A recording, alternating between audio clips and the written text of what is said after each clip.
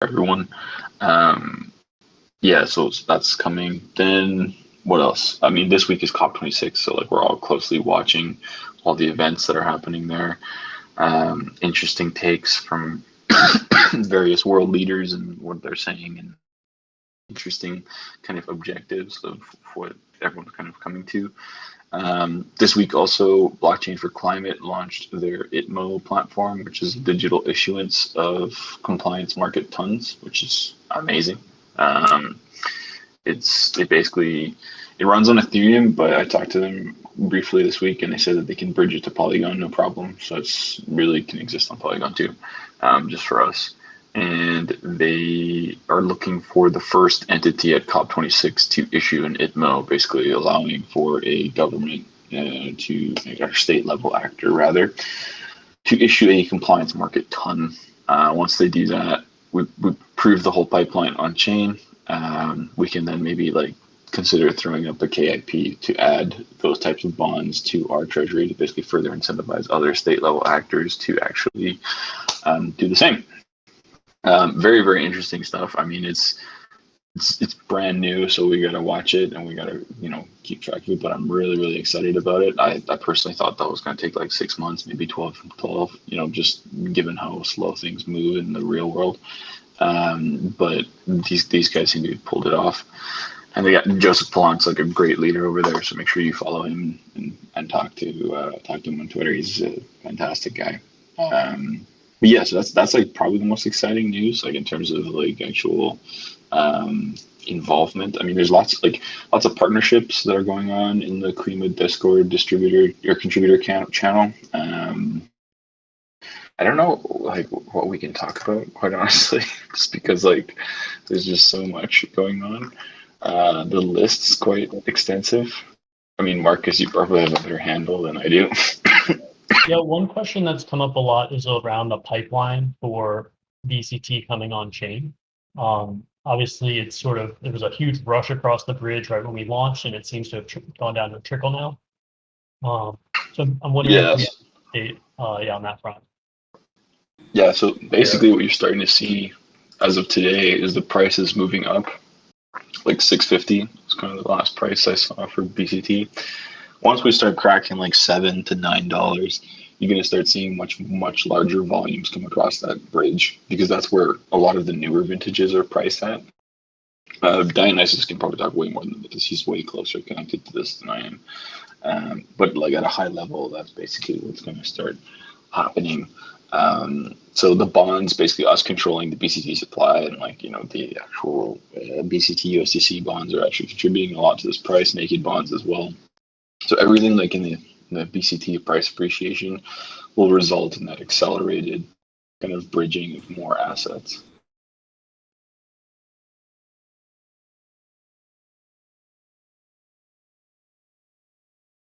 Very cool. Dionysus, I don't know if you want to add to that, but I don't know if I covered it.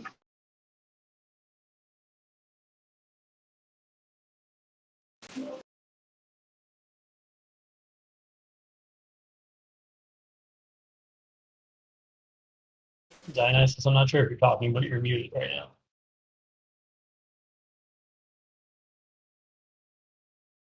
Well, let's take some questions while we Yeah. we're here.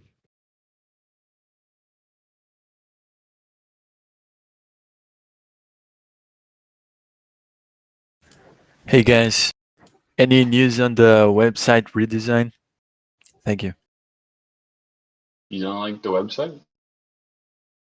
The UI? Yeah, you don't think it's good? Well, it could be better. Okay, but define better. I think the question. I'm just busting your balls. No, I mean Atmosphereful has done a great job in terms of like actual UI, and he's always improving stuff.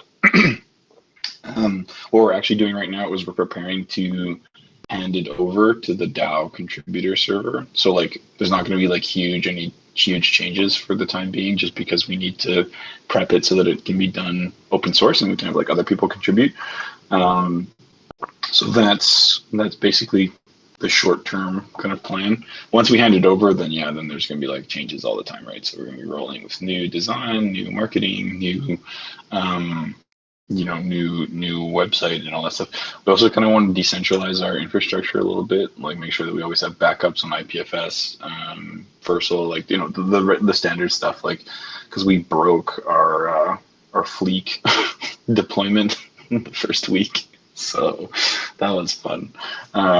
So we're gonna try and make sure that we have more resiliency and more redundancy. But yeah, I hear what you're saying. It's just right now we're just prepping to hand it over. All right, thank you. Can you all hear me by chance? Hi. I can hear you now. Hi guys. Finally. Hey everyone. I just have some feedback because I've been speaking to quite a few. I work with quite a few traditional players in the carbon space, like your entities which are working at the front line with the projects, and then they're also bringing the offsets to market with corporates, and talking about this initiative and this work. Most are super interested, but one thing that always comes up is this concept of retirement, right? They see retirement as this permanent end to the life of an offset. So a lot of them are struggling to get their head around how offsets can continue a life on the blockchain after retirement. So I'm just wondering, have you encountered this, and how do you deal with it with traditional players who expect the offsets to kind of be finished when they're retired? That's a great question, Beast Boy. Essentially, of course, retirement is crucial, right? Because you're locking in that, let's say, environmental benefit of the offset itself to make sure that those carbon, whether it's mitigation or removal, isn't further traded, right? But this is essentially the same concept that's used as well when you're transferring offsets from one registry to another. So if you're going from, sometimes there's CDM credits that are converted to Vera credits, right? So what happens is those credits are basically retired in a way on the CDM registry, and then they have a new life on the Vera registry. So this is the perspective that I think you can come back to these individuals with. I think then they'll wrap their head around it a lot more, that essentially you're transferring offsets to a completely new registry system, and therefore to avoid double counting, you need to remove them from the previous registry, which is what's going on through the Toucan Bridge when the retirements are made on Vera. Yeah, that's great feedback. Thanks. Do you? One thing I've discussed with some stakeholders is really envisaging the retirement more like a bridging. More like a bridged status rather than a retired status. Yeah. But, yeah, carry on. Okay.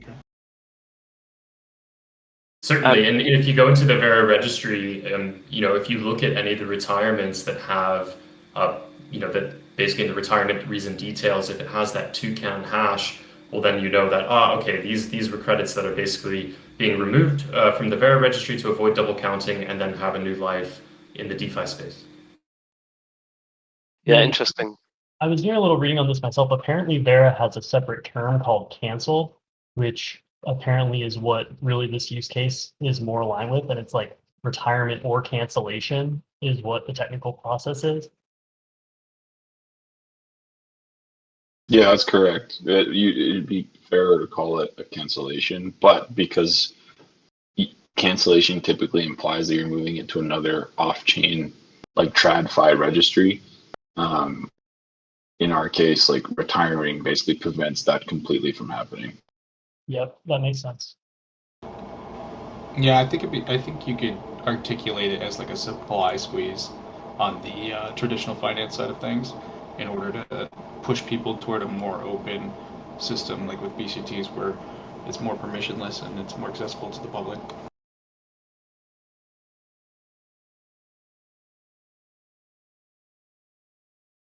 You guys, thanks a lot for the feedback. You said you've already had quite a few discussions with Vera themselves. Is the vision that eventually the registry process can adapt to this new world. Well, I mean, it better, because pushing 10 million tons this week. So that's like 3% of outstanding Vera. Yeah, I've seen that they're also hiring for an innovation person, and blockchain projects are mentioned multiple times in the job description. Yeah, seems like either they adapt or other registries are going to eat their lunch. Yeah. Yeah, Awesome. maybe Thanks, we can get guys. Climate in there. Awesome. Yeah. Awesome question. Thanks, Beast Player. Move you back to audience.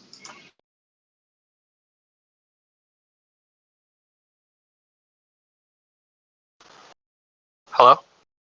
Hello? Hey, what's up, guys? Can everybody hear me?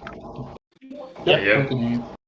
Okay. I think about yesterday or 2 days ago, we were talking about maybe the DAO investing in other forms of alternative energy, about like solar, wind turbines, or anything outside in addition to carbon credits to add to the treasury. Are you guys thinking of anything like that?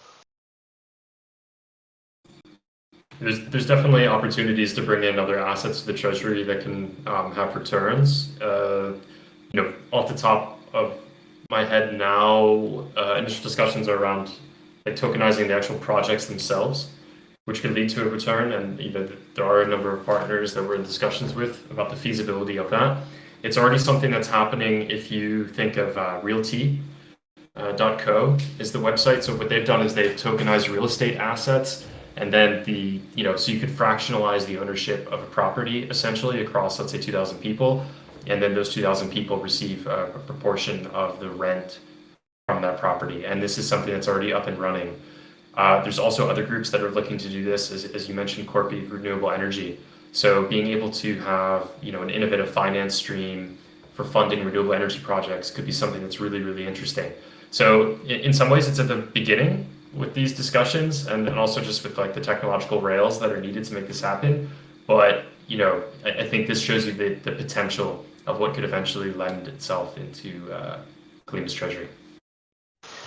Yes, you answered my question exactly perfectly, because I had read Raul Paul just did an interview talking about the fractionalization of real estate and how DAOs are moving towards being able to fractionalize that, and that would give access to the treasury and boost the treasury and give us a perfect cause where we are able to cover full spectrums of saving the environment. So you answered my question perfectly. Thank you. Absolutely. Yeah. Cheers.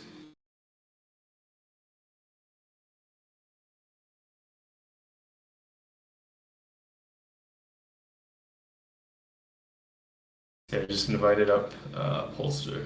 Hey, Polster. Hey guys, can you hear me? Yep, I can hear you. Okay, great. So just a quick question. So I was just curious of how the DAO prioritizes work items. Like, what's the process of where you decide what areas of the DAO need the most focus, and maybe more importantly, what are the main priorities for KlimaDAO now?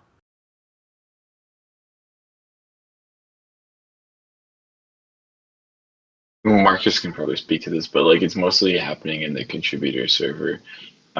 Basically, like right now, like priority one is organizing, like making sure that we have proper structure in place. People know what they're doing. People get like, we're just organizing departments. I think that's probably like the biggest thing. And then formal work is probably like once we arrange everything in place, we'll be good. Because then once we have like budgets and stuff, like after tomorrow with Spaghetti and all those guys, like planning ops, it's a lot easier, because then we can be like, okay, we can allocate like 10K to this, 15K to that, 20K to this, et cetera, et cetera. And then we can really just start handing off various tasks to various people. As far as like priorities go, like for me personally, and I'm as fearful, it's prepping stuff to hand over to the whole DAO, and basically just give up the entire system to the other people, to make sure that we have like proper distributed contributors, and kind of going from there. Yeah, just to elaborate a little bit on the DAO structure, ultimately The reality is we went from, a small team of our core contributors that had, an idea and a proof of concept. We went live in production, and now we suddenly have all this money to spend to hire people and spin up a whole organization. So we're kind of going from like the mom's garage phase of a startup to the, giant headquarters phase in like 3 weeks. So we're trying to catch up with that. And what that means is, as Arvinis was saying, setting up a formal structure for the DAO. So we have a Notion where we've been drafting that formal structure with different departments, and then try to get as many hands onboarded as we can handle, at once. So right now we have about 200 people in the contributor server. And the number one priority from my perspective is just, organizing that, basically getting more hands working on the code, getting more hands working on marketing materials and partnerships, just get more hands in and make sure they can work effectively. Yeah, I think it's important to note that we crossed 35,000 people in this Discord this week. So like anything we do has to scale to that kind of size and growth immediately. So it's important that we try and organize it in such a way where it doesn't end up causing more problems. Because anytime you have disorganization with that many people, then questions start arising. So it's easier if you can hammer out some of those easy questions early with the organization. Which you guys are doing a great job, by the way. Great. Just Thanks a wanna lot. Throw some praise out. Yeah, thanks, Poster. Thanks.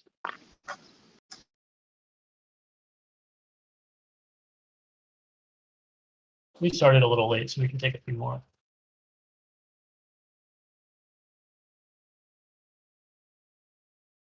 Hello?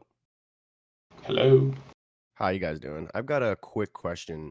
What would you guys say to smaller farmers or smaller people with a low amount of carbon credits to incentivize them as a business owner to bring their carbon credits on chain?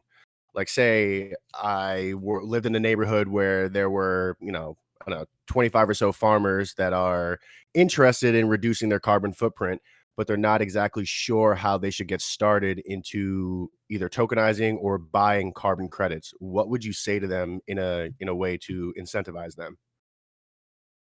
Just ask them if they like 34,000% APY.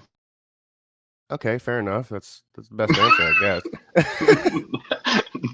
No, but in all seriousness, like that is truly the incentive, right? Like carbon credit tokenization is one piece of the puzzle. Yes, like you can, if you have tonnage that's $3 and it's trading for $6, like that's enough of an arbitrage for most people to like actually just make that move themselves. The other half of people like who are trading, let's say closer to 650, for them, like basically trading their carbon assets, which is otherwise just like a stagnant asset, into a yield generating asset like Klima, also very appealing, right? Like you come on chain, you bond it for Klimas, and then all of a sudden you have an interest bearing asset on something that was otherwise making you no money.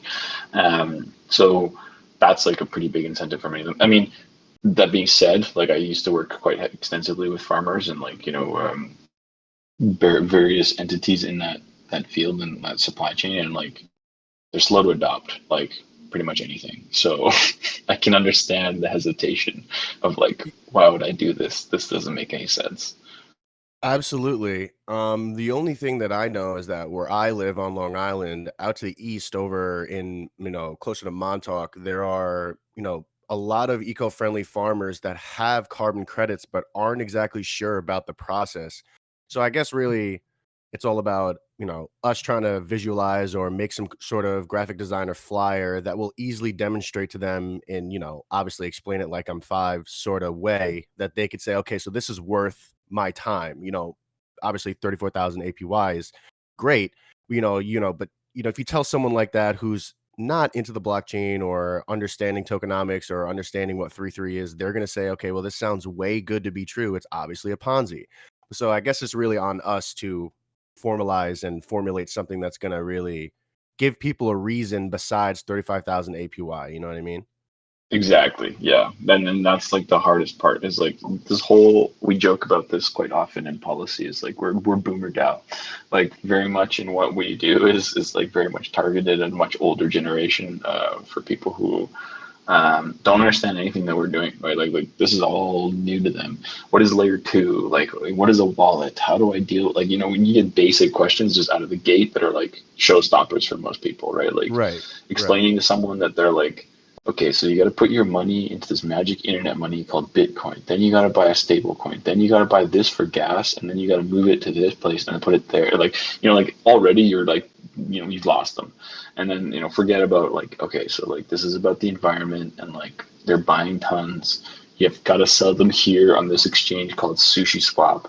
Yes, I know it's a food. I know. Please don't. Like like this. I know exactly what you mean.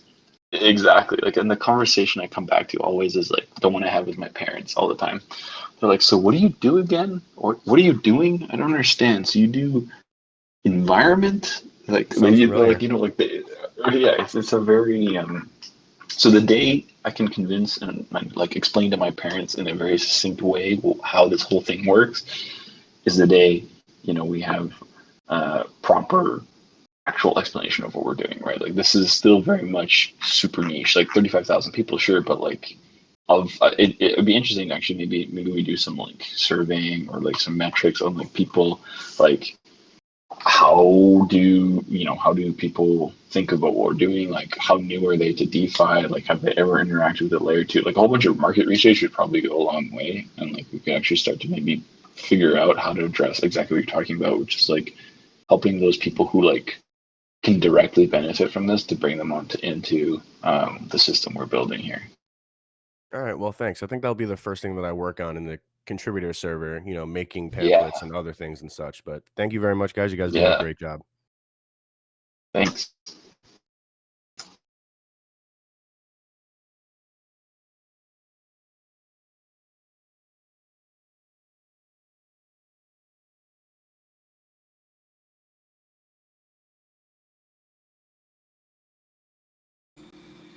Should I bring another up? Yeah, I just invited someone. Belgad is not. There you go. Yeah, I think we got time for like one or two. Hello? Yep. Hello. Okay. Hello. Perfect. Okay. Yeah, really as we were getting more and more into the project, started thinking about what kind of structures or protections have you built into this DAO to make sure that you don't fall under the scrutiny of like an SEC deciding that you're trying to corner a carbon market, right? Now I know it's kind of Wild West-ish right now in carbon offsets, especially voluntary carbon offsets, but I was just wondering what thought has gone into that and how have you set yourself up so that the core team is protected? Yeah, sure. I can speak to this because I deal with the lawyers quite actively, but without saying anything that gets me in trouble on a publicly recorded call. Of course. No, this is actually the reason it took us a long time to actually launch. Like we were talking about KlimaDAO like back in March, like as in a concept, right? Like before it actually emerged, it took like months. We spent like 3 or 4 months dealing with just legal concerns, like making sure that we were structured correctly, and I think we have some of the best opinions out there. Like the people that worked on this were the same people that worked on many MakerDAO proposals for legal, and some of the best KYC AML lawyers in the space. So I can confidently say that we're like well protected. The other thing too is like carbon credits themselves aren't exactly a security; they're a commodity, right? So they're traded like grain or like wood or like anything else. So SEC coming after us and saying something like that is unlikely, simply given that we're operating on a commodities market rather than a securities market.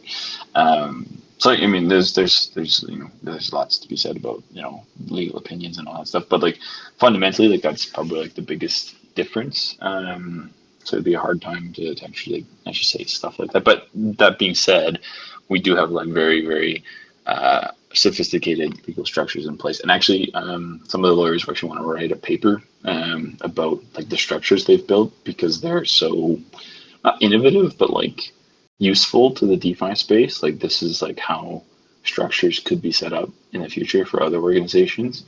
I know our lawyers helped a lot with like other projects too, like that emerged out of Olympus. So there's something to be said there. Like they definitely know what they're talking about. So yeah, I mean that's kind of my 2 cents there. Great, I really appreciate it. When we see new carbon pools up, maybe that are looking at more recent vintages, we'll probably bring a chunk of our portfolio on. Ooh, what pricing are you looking for? Like typically, right now, these are VCS CCB red offsets that are anywhere from 2017 to 2022. And well, like really recent stuff. yeah, so our target is what the NGO futures we're trading at like 1060 today. I'd say our target is probably somewhere around 10 to 12. Starts making the conversation really interesting. Definitely. Okay. That's awesome there. That sounds awesome. I mean, like basically, like as time goes on, the BCT price is going to slowly trend upwards, right? So eventually, it'll be profitable for you to do it, and do so. Right. The other calculation you can make too, as well as you could figure out if you take a loss like today and you sell at $6.30, that's a 30% loss on, let's say, $10, and you bond for Klimas, you can figure out the staking APY that you would get in return and see if how long it would take for you to break even and then be in profit afterwards. Like that's probably a calculation that you can consider as well. Like not like obviously with the entire stack of offsets you have, but like with a small portion, that's also possible as well. That should be my next little bit of homework. I know some people have put some calculators out there already, so I probably don't have to rewrite the wheel. Yeah, exactly. I mean, you know your own cost base, right? And then you can just figure out, okay. This is also why we saw negative bonds, which is the most hilarious statistic I see on the dashboard, that people were bonding for like a week straight at negative discounts because they figured that they were getting more in staking than they were in the loss, right? Like two negatives make a positive. Exactly. Yeah. Like it was friggin' hilarious to watch, but now things are like much more stable. So like the numbers make a little bit more sense. But yeah, definitely. If you need help with that, let us know too. Like I'm happy to crunch some numbers with you and see what we can make happen. Dude, I really appreciate it because I would like to see it be a somewhat meaningful part of the overall portfolio. And it would be cool, yeah, just to walk through the process. So thank you. Yeah, no problem.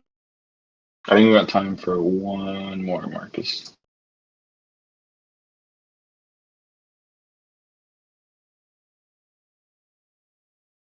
Alien, sorry. Hello, can you guys hear me? Yep. Hey guys. Yeah, actually my question is related to the two questions before this last one.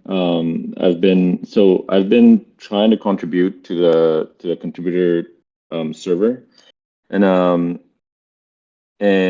just wondering because it's my first time working with a DAO, and I just really like what you guys are doing, and the issues that you laid out, Archimedes, saying that it's very hard to explain what you guys are doing, what you envision to your parents or to maybe investors who's never touched crypto. That's one of the things that I've been talking to like Phaedrus and Reiku and a lot of the other branding people because it's basically like a marketing and branding problem. And it's something that I've been doing for a really long time, and I want to help KlimaDAO out. I'm not sure if you guys saw, but I even made that kind of like alignment document, just trying to get like a team together, maybe try to get it organized. So basically, my question is, should I wait for a structure from because I'm not sure how a DAO works. Should I wait for a structure from you guys, or should we kind of like try to form our own team and try to tackle this whole branding thing?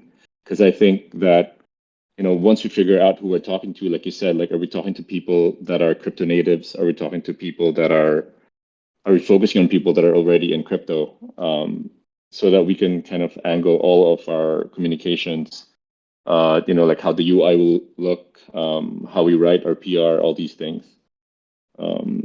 So should we wait for that structure, or should we kind of like start hammering out all these details on our own? So on that topic specifically, in terms of creative, the core team wanted an opportunity to do our own creative brief, make sure we had our own thoughts together before we put that in and put that to wait in with the communities. So basically, the timeline of that is there is actually Marcus can shed more light on this. We're actually scheduling a meeting for, I think, tomorrow. It might get punted to next week. Core is meeting tomorrow, and we might have a community meeting after. So the idea is then we're all on the same page with branding, vision, the creative look and feel of KlimaDAO for now. Yeah, we were talking about punting that meeting to next week just because Vader was really important in the sort of original design of the current Klima brand. So we wanted to make sure that he could participate too. Okay, so basically, whatever that all the ideas that are on there, we'll kind of put it on hold for a week until the core team kind of aligns, so we can align with the core team, right? Yeah, pretty much. Yeah, pretty much. Okay, all right. Looking forward to that. Thanks, guys. Well, I think that's about all the time we have.